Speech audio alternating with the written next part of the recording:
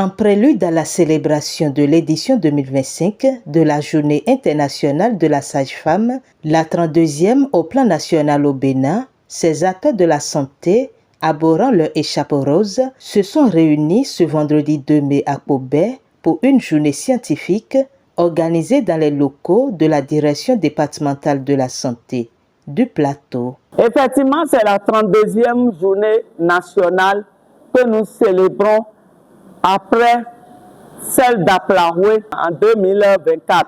Et les collègues présents avaient choisi le département du Plateau d'ailleurs. Sur les 12 départements, il ne nous reste que la Liborie. Vous jouez un rôle très essentiel. Ça, c'est important, il n'y a pas à discuter.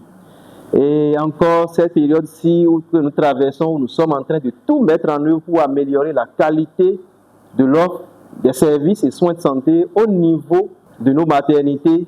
Je sais qu'il y a un peu de pression, ou bien un peu de pression. Je ne cesserai jamais de vous remercier parce que pour ce que vous faites, véritablement moi, et je sais que tout le système sanitaire à travers ma voix ici, à cette occasion-ci, j'en connais la valeur, j'en mesure les exigences et bien évidemment, j'en appréhende les difficultés. Je sais que les difficultés sont partagées avec les différents responsables au quotidien et nous-mêmes, nous travaillons à pouvoir les adresser pour que vous ayez un cadre de travail convenable, pour que vous ayez moins de stress au boulot et pour que nous puissions célébrer nous tous ensemble des indicateurs phares de la santé maternelle et néonatale infantile, et pourquoi pas des indicateurs phares de la santé tout court. Sage-femme, indispensable dans chaque crise, tel est le thème de cette édition qui a été au centre des discussions. D'autres panels ont également été abordés. Il s'agit de la déontologie morale et éthique professionnelle, la santé mentale du personnel soignant au Bénin, cas des sages-femmes, ainsi que les freins et leviers de l'autonomie professionnelle des sages-femmes. La santé mentale est d'une importance capitale, mais de nos jours, on voit qu'elle est taboue. On ne sait pas que la santé mentale fait partie intégrante de la santé et on ne prend pas réellement soin de notre santé mentale. Il faut avouer que notre profession, sage-femme, est une profession très stressante. Et si on reste dans un stress prolongé, ça aura forcément des impacts négatifs sur notre santé mentale. Du coup, on a parlé de l'impact que ça peut avoir et également comment faire pour éviter ou bien gérer le stress en milieu professionnel sage-femme. Et nous avons eu à sortir des recommandations à l'endroit des sages-femmes, des femmes, du couple, des associations de sages-femmes, des partenaires et du ministère et du gouvernement. Et on va résumer ces recommandations en une phrase, c'est de prendre soin de celles qui prennent soin des autres. Penser à la santé mentale de la sage-femme. Le présentateur l'a dit, renforcer la sage-femme, c'est renforcer la vie. Et il a tout dit dans ses propos.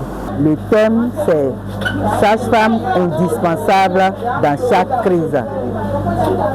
Ça nous a permis de comprendre réellement ce qui se passe actuellement dans le secteur de la santé et précisément au niveau de la maternité.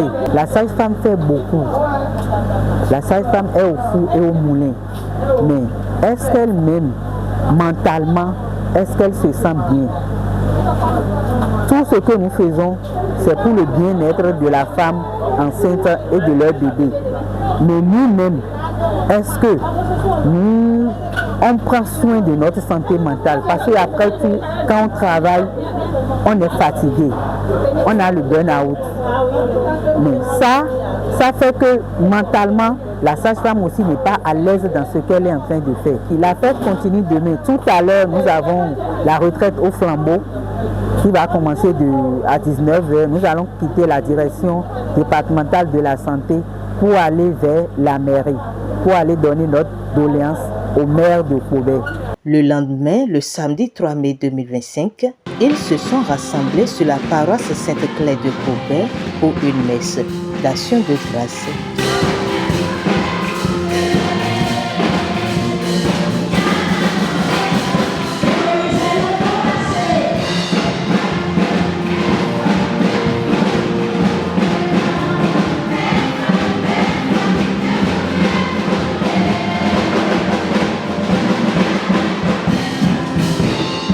À la suite de ce témoignage de reconnaissance au Seigneur, suivi d'offrandes, Cap a été mis sur l'autel à Adebayor à Kobe pour le reste des festivités.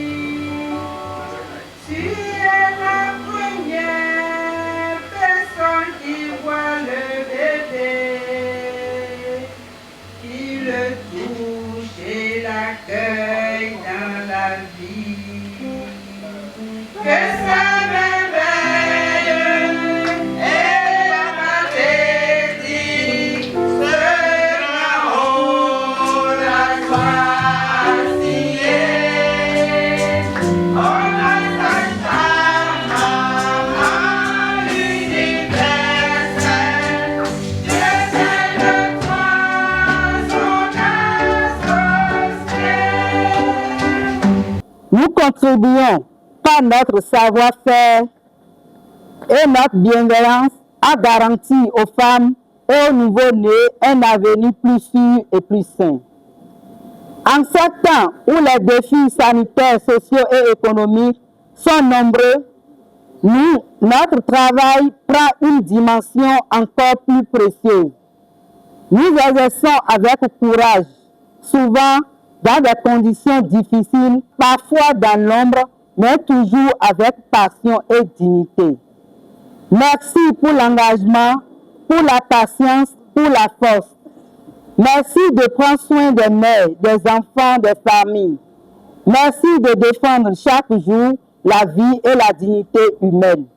Que cette journée soit aussi l'occasion pour les autorités, les institutions et la société dans son ensemble de raffirmer leur soutien à cette profession. Les sages-femmes méritent des conditions de travail à la hauteur de leurs responsabilités. Une reconnaissance à la mesure de l'impact et une voix entendue dans toutes les décisions qui touchent à la santé maternelle et infantile. À toutes les sages-femmes ici présentes et dans le monde entier, nous rendons hommage à notre vocation. Nous sommes les héroïnes du quotidien. 5 mai, journée internationale de la sage-femme. Mais nous l'avons célébré parce que ça tombe un lundi.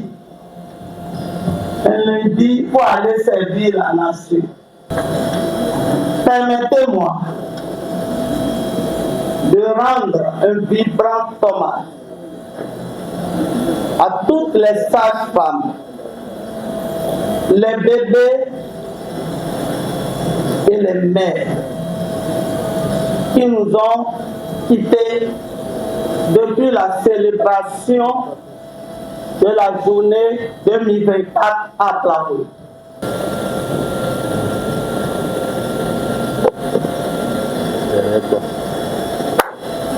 Merci. Que veulent les sages-femmes au juste? La paix. La paix dans l'exercice quotidien de leur profession. Les sages-femmes recherchent la paix. Les sages-femmes veulent un grand soutien psychologique.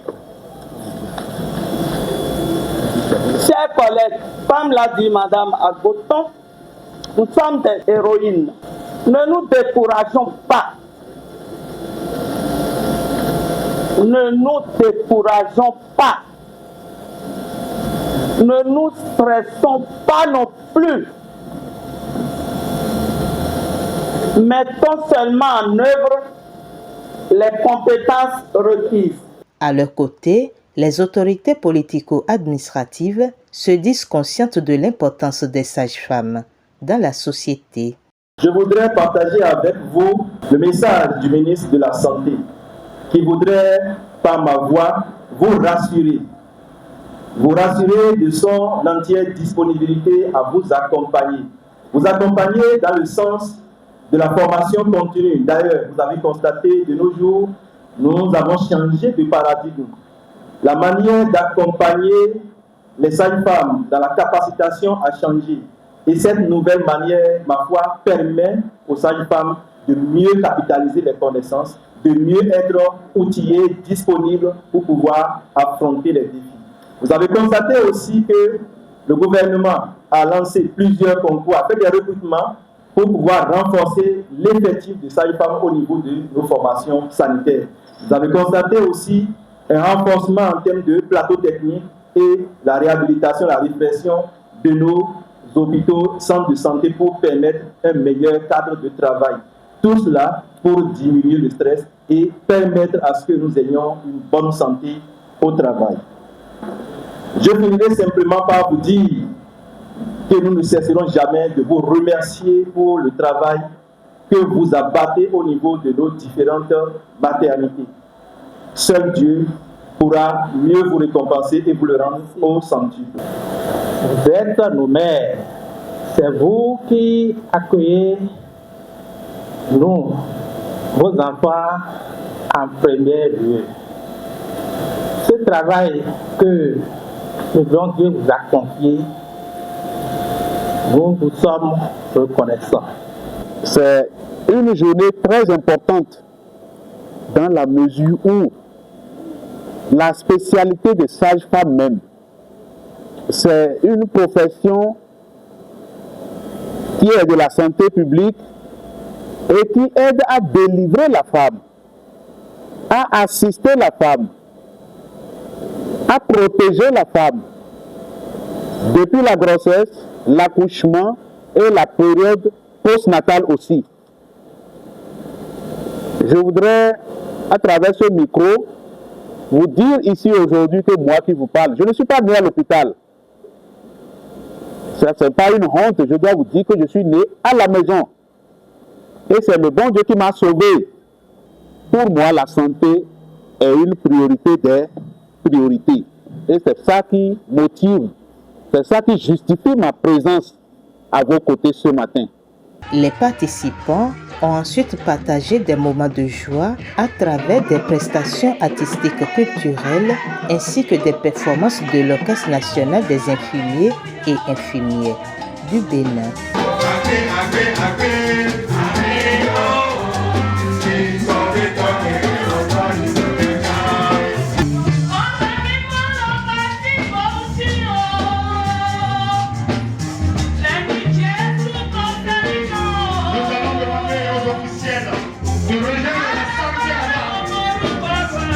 La fête est vraiment très belle et chacun de nous s'est bien régalé et on remercie également le comité d'organisation parce qu'il n'y a pas de petite fête.